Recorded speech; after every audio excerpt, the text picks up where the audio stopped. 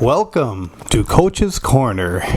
In our first video about guild expeditions, you saw the various rewards that you and your guild can get from GE.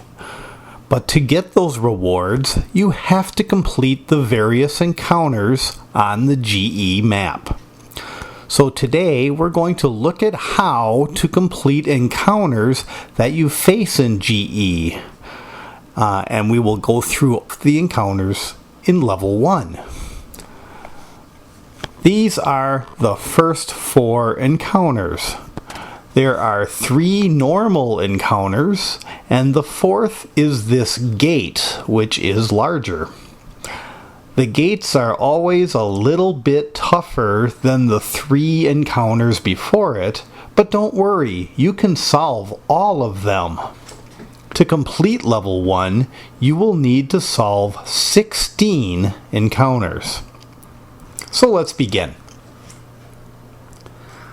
By clicking on the encounter, you get to choose whether to attack or negotiate. Attack is very much like the battles you might fight when attacking neighbors or when fighting in guild versus guild or on the continent map. As you can see here, attacking on this first encounter only requires defeating 3 units, and the units are 1 age behind what your city is. That is, the age of your town hall. So if you are Iron Age, these defending units will be only Bronze Age. In fact, the defense stays 1 age behind for all 16 encounters in level 1. It will catch up to your age bit by bit starting in level 2. Now let's look at what happens if we choose to negotiate this first encounter. This window pops up and presents us with 5 partners for the negotiation. Each partner wants us to give them some resources. The puzzle is to figure out which type of resource each partner wants. For this first encounter, there are these 2 resources shown, so each of the 5 partners wants either coins or supplies.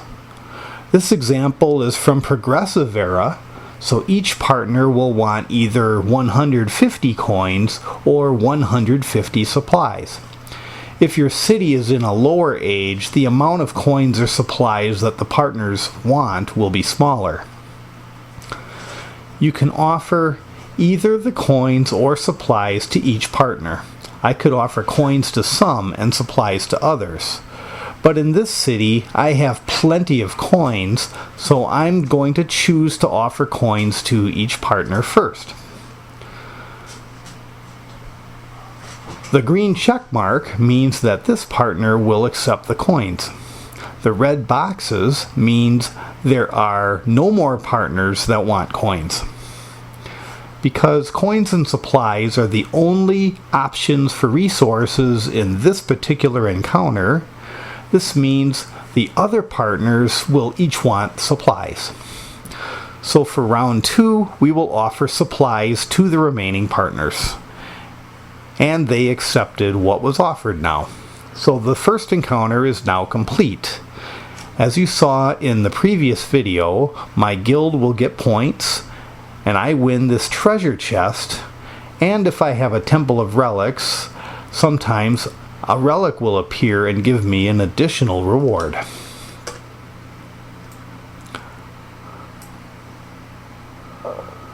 So let's skip ahead. After completing the first 3 encounters, which are similar, it's time to take on this gate. If I choose to attack, I will be facing what is called a 2-wave defense. That is, after defeating the defense army, a second battle will automatically start, and the defense will bring different units, but I have to fight with my same units, even if some are already wounded or even killed. Some of our other training covers strategies for defeating 2-wave defenses. For this example, let's negotiate this encounter instead. Notice that this time there are 4 resources to choose from. Coins and supplies are still 2 of the options, but there are also 2 types of goods. So negotiating this encounter will cost me some goods in addition to costing some coins and supplies. This also means each of my 5 partners might want any of these 4 resources. So let's discuss how to negotiate effectively when there are more resources to choose from. It's important to make sure you have enough of each resource so you don't run out before completing the negotiation. When you select any of the 5 partners, the resource selection shows how many of each resource will be used. If you are too low on any resource, it's better to give up and come back when you have the resources.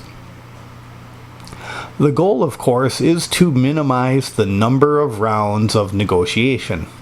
Strategy is to get as much information from each round as possible. First, we want to find all the reds. This is the most urgent information. It tells us which resources will or will not be accepted by any of the 5 partners. So we will start by placing different resources on each partner. In this encounter there are 4 resources, so I will place coins a second time. I have plenty of coins, so that's the least painful, and the chances are the same for each resource. It's not more likely to be the expensive resources, so choose the easy one. Red means that this resource is not selected by any of the 5 partners. Yellow means that at least one partner wants this resource, but this partner wants something else. Green means I have a match for this partner. However, it is possible that another partner also wants this same resource. The second priority is to find which resources have duplicates. That is, more than one partner wants that resource. For resources already matched, that is, they have a green check mark, we still need to find out if another partner wants this resource or not. In this image, notice that textiles is selected again, even though already matched. We need to know if another partner also wants textiles. Also, move each resource to a different partner to try to find out which partner wants them. Never put the same resource on the same person more than once, since that would just be wasting a turn for that partner. Once you know the list of 5, including duplicates, then just move unmatched resources until they turn green. We know that nobody wants supplies, so that leaves only 3 possible resources for each partner. Since 2 of those 3 were already tried for this partner must want the textiles. Similar for this partner. Coins and textiles were already tried, so this partner wants fertilizer. This last partner has not tried coins or textiles yet, so it could be either. I'd rather spend coins, so I'll try that first.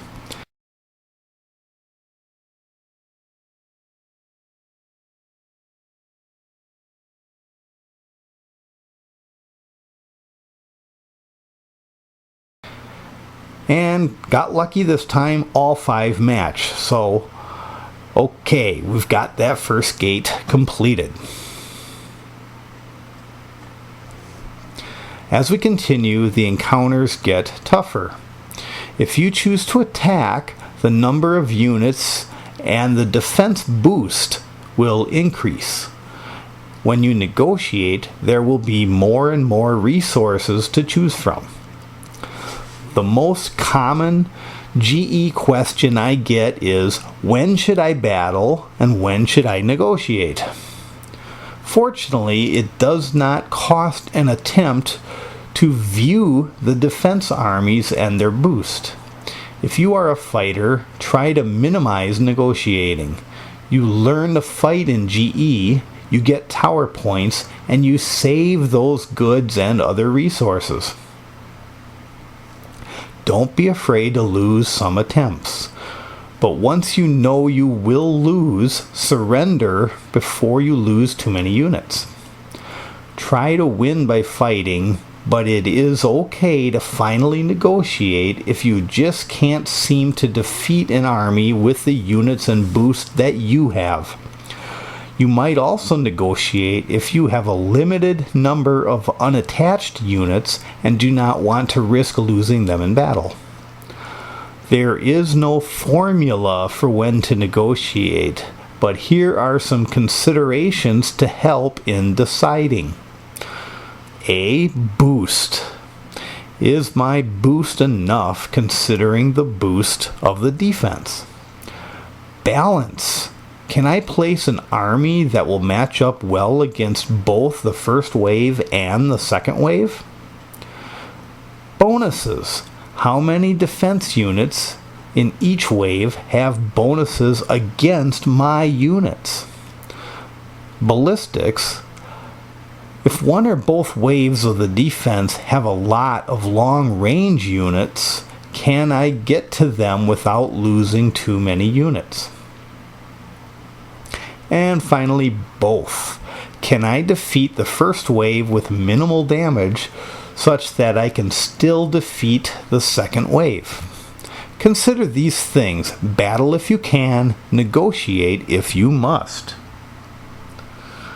When getting to the harder negotiations, you'll want to use the extra turn from your tavern so that you get 4 turns instead of 3. This begins to be needed more often when there are 6 or more types of resources. So let's jump ahead to the last encounter in level 1. So this is encounter number 16, the last encounter on level 1. This encounter has 7 different resources. So, following the 3-step strategy to find the correct resource for each partner is very important. Remember, step 1 is to find the reds, that is, the resources that no partner wants. Step 2 is to find any duplicates. That way you know the exact list of 5 resources that the partners want. After you know the 5, then step 3 is to figure out which partner wants which resource. So, with a larger number of resources like this, first just put 5 different resources on the board. In this example, we now know that textiles is not needed, but each of the other 4 will be desired by at least one partner. For round 2, let's first select the 2 resources that we did not try yet. If we would have had any matches in the first round, that is green check marks, it's a good idea to try those again to see if a second partner wants that same resource. For these remaining open spots, we can use any resource that came up yellow the first time to try to find a different partner for those resources. So that eliminated 2 more resources. So now we know that the remaining 4 resources are all wanted by a partner, and that one of those 4 resources is wanted by 2 different partners. So we need to find which is the duplicate, in addition to matching the right resources for each partner. Even though whale oil has a match, we don't know if a second partner also wants whale oil. So let's try to see if it is a duplicate. We have 4 resources and 4 spots left. So let's just try each resource in a spot where it has not been tried yet. Okay, now there's only 2 spots left and 2 resources not yet matched. So we'll just swap them and we've got it. And that completes level 1 guild expeditions. And here are some wiki pages if you want to learn more about guild expeditions. This is Coach, signing off.